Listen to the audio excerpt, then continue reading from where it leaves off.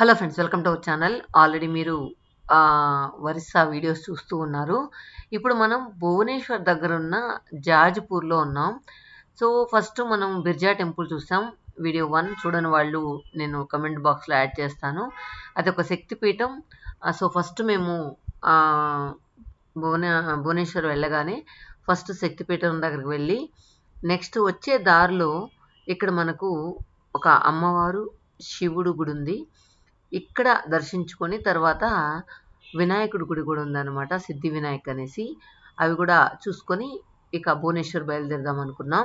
ఇక్కడ టెంపుల్స్ అన్నీ కూడా కొన్ని దగ్గర క్లీన్లీనెస్ లేదు, కానీ చాలా ఆహ్లాదంగా ఉందన్నమాట.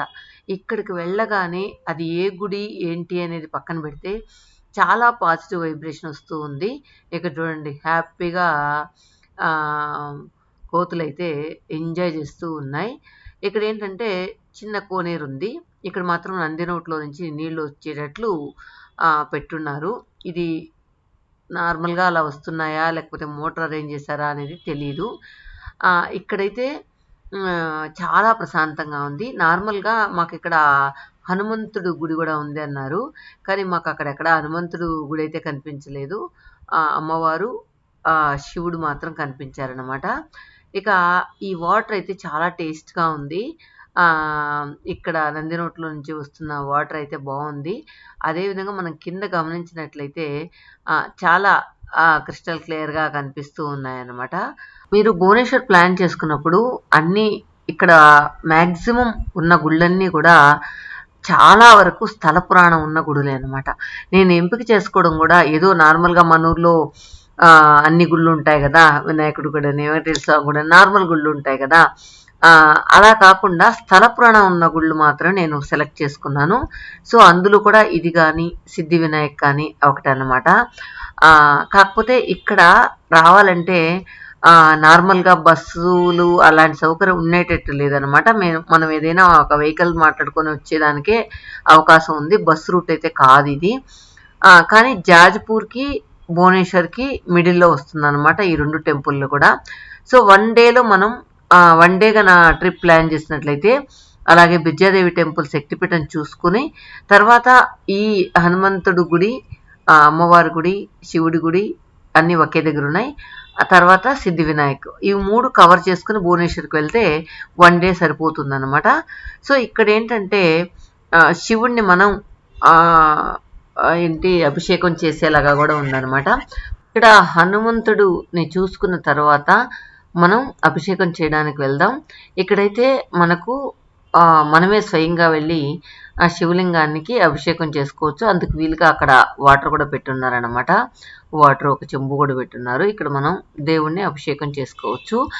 నార్మల్గా అభిషేకం పాలతో తర్వాత గంధంతో వీటితో చేయాలంటూ ఉంటారు. కానీ శివుడికి మాత్రం నేను విన్నంతలో, నాకు తెలిసినంతలో మనం స్వచ్ఛమైన నీళ్లతో అభిషేకం చేస్తేనే మంచిది అని చెప్తూ ఉంటారు. అలాగే మనం ఇంట్లో శివలింగాన్ని పెట్టుకున్నా కూడా ఉత్త నీళ్లతోనే అభిషేకం చేస్తే బాగుంటుంది అని చెప్పి చాలామంది చెప్తూ ఉంటారు. అలాగే మనం గరికపాటి గారి వీడియోలో కూడా నేను అది వినడం జరిగింది. అందువల్ల ఏంటంటే మనం మన ఇంట్లో ఉన్న శివుడికి కూడా మ్యాక్సిమం నీళ్లతోనే అభిషేకం చేసుకునేలాగా చూసుకోండి. ఇక్కడైతే జస్ట్ ఫౌంటైన్ లాగా ఉంది, కానీ బాగా మురికి పట్టిపోయింది. కానీ ఇక్కడ వాతావరణం మాత్రం మేము ఇక్కడికి వెళ్ళేటప్పటికి 12:30 అయింది. కానీ ఈవినింగ్ ఒక 5 o'clock అయితే కనుక ఈ వాతావరణం అంతా కూడా అదిరిపోతుంది. అంత ప్రశాంతంగా అంత బాగుందన్నమాట. ముందైతే పెద్ద మర్రి చెట్లు ఇవన్నీ కూడా ఉన్నాయి, కానీ అట్ ద సేమ్ టైం కోతులు కూడా చాలా ఉన్నాయి అన్నమాట. తర్వాత అక్కడి నుంచి ఒక 4-5 kilometers దూరంలో ఈ సిద్ధి వినాయకుడి గుడి ఉందన్నమాట. ఇక్కడ ఏంటంటే ఆ రోజు ఏదో జాతరలాగా జరుగుతూ ఉంది, వినాయకుడికి ఏదో జాతరలాగా చేస్తూ ఉన్నారనమాట.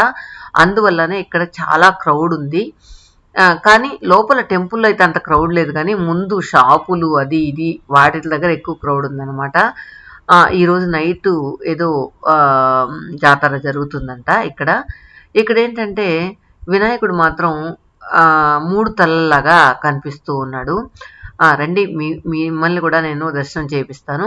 ఇక్కడ మనం భువనేశ్వర్లో కానీ పూరిలో కానీ గుళ్ళు చూసినట్లయితే కనుక అన్ని మన గుడులు ఉన్నట్లు ఏదీ లేవన్నమాట. ఎక్కడా కూడా శిల్పాలు చెక్కిన ఇదే లేదు.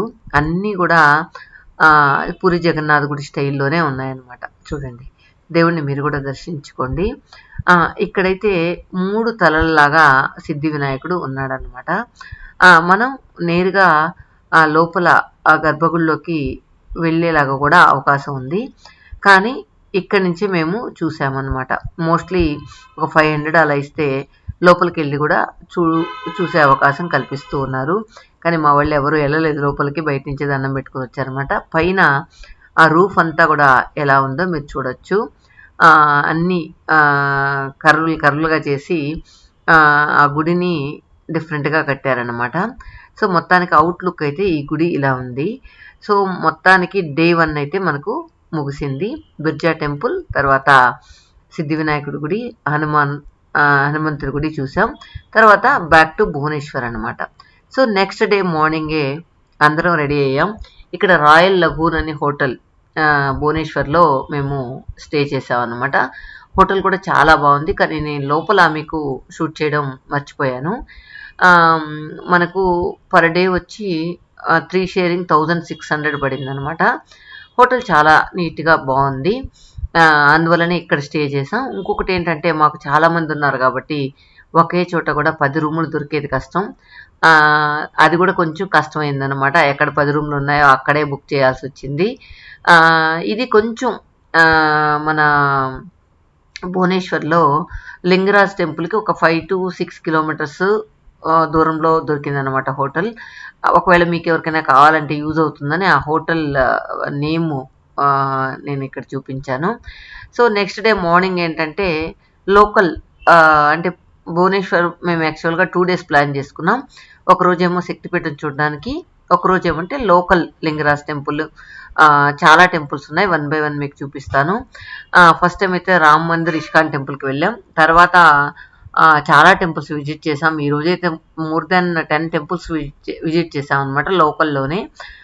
సో ఆల్మోస్ట్ అన్ని కవర్ చేసాం మేము, భువనేశ్వర్ కానీ పూరి కానీ.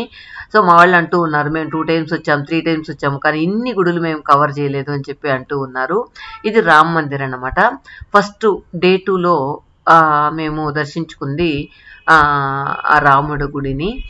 సో ఈ గుడి దర్శించుకున్న తర్వాత ఇస్కాన్ టెంపుల్కి వెళ్ళాం అనమాట. సో ఈ గుడి అయితే మెయిన్ రోడ్లోనే ఉంది. ఈ ప్రాంగణం అంతా కూడా చాలా ఆహ్లాదంగా ఉంది. చెట్లు చాలా తక్కువ, కానీ ఆ గుడి పరిసరాలంతా కూడా చాలా బాగున్నాయి అన్నమాట. మొత్తం పావురాలతో నిండిపోయి ఉన్నాయి రాముడి గుడి అయితే. సో రండి, మీరు కూడా రాముడిని దర్శించుకుందరు. కానీ తర్వాత మనం నెక్స్ట్ వీడియోలో కలుద్దాం. మ్యూజిక్ యాడ్ చేస్తాను. ఈ వీడియో అంతా కూడా చూసేయండి. కుక్కలు చూడండి హ్యాపీగా ఎంజాయ్ చేస్తూ ఉన్నాయన్నమాట. ఓకే ఫ్రెండ్స్, 1 by 1 ఇక వరుస వీడియోస్ యాడ్ చేస్తూ ఉంటాను. అదేవిధంగా మొత్తం నేను టూర్ ఎలా ప్లాన్ చేశాను, విజిట్ చేశాను, టెంపుల్స్ విజిట్ చేశాను, 5 daysలో ఎన్ని టెంపుల్స్ కవర్ చేయగలిగాను అనే వీడియో కూడా సపరేట్గా పెడతాను. సో ఒకవేళ మీలో ఎవరైనా గన వెళ్ళాలనుకుంటే ఈజీగా ఉంటుంది. అదేవిధంగా ట్రావెలర్స్ నెంబర్ కూడా ఇచ్చాను అనమాట లాస్ట్ వీడియోలో. సో వాళ్ళతో వెళ్ళొచ్చు. Okay friends, thank you for